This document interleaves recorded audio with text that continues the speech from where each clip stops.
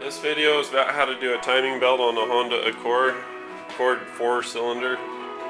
This is the little 2.3 super low, ultra low emissions vehicle.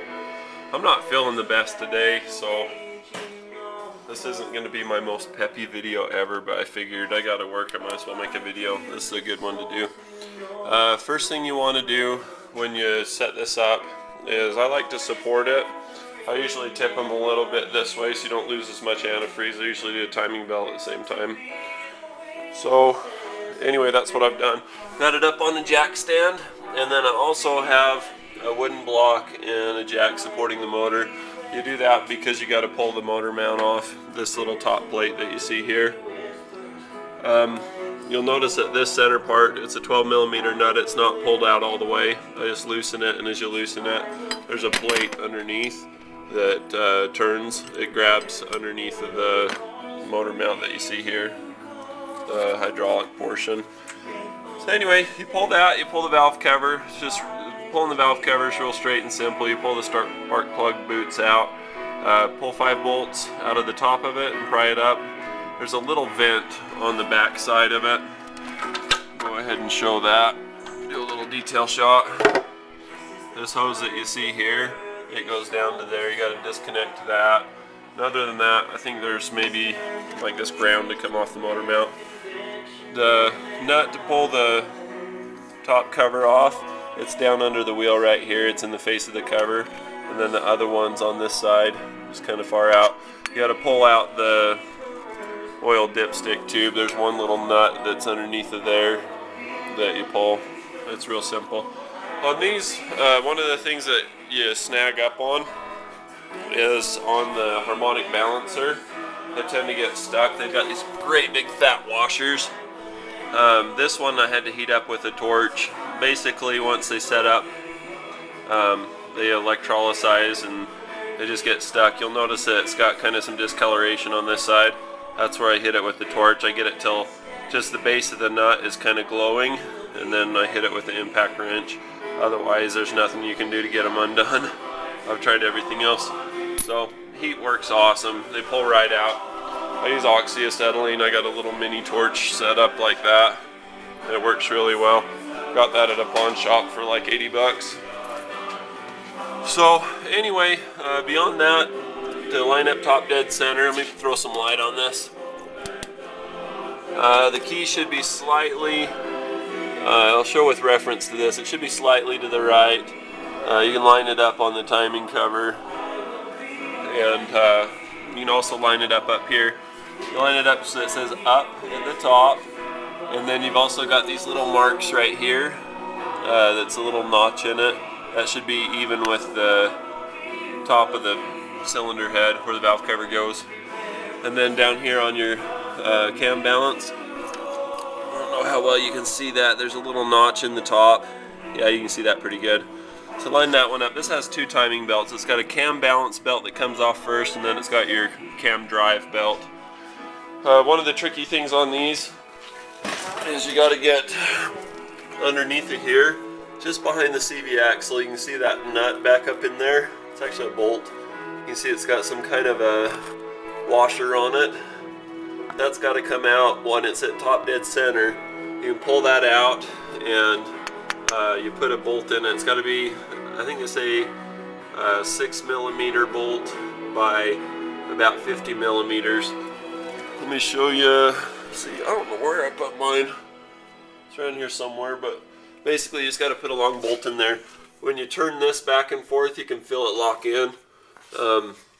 And once that's in, then you can release the tension. There's a 14mm bolt here, and you loosen that. And usually what I'll do is, in order to get that, there's 2 separate pulleys that tension for this.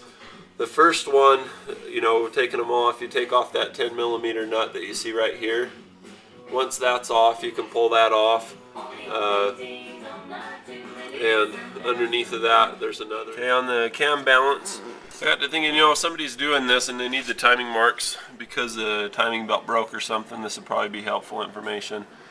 As you look on the cam balance, basically the way that it comes from the factory, is this little notch down here. There's a line by the teeth. That goes at like 4 or 5 o'clock. And then at 12 o'clock, let's see, that's when you put the bolt in. You can see I've got this little black bolt in there. Just kind of holding it in together. At the top, there's kind of a V, I gotta pull it out some more. There's kind of a V-shaped groove at the top. You can see that right there. That actually lines up from the factory with a little, let's see if I can get the light in there. Well, I have the hardest time between the flip cam and the other. There's a little notch that you can see there, a little marking that lines up with. It looks like a dot, and so I can get some good contrast. Looks like a dot and another little shape or whatever cast into a little triangle maybe. But anyway, those are the ones that you line up, and when those are lined up, you insert the shaft. Now this is kind of tricky because this gear turns another gear that then turns the balance shaft. So it's not a direct drive or direct access to the shaft.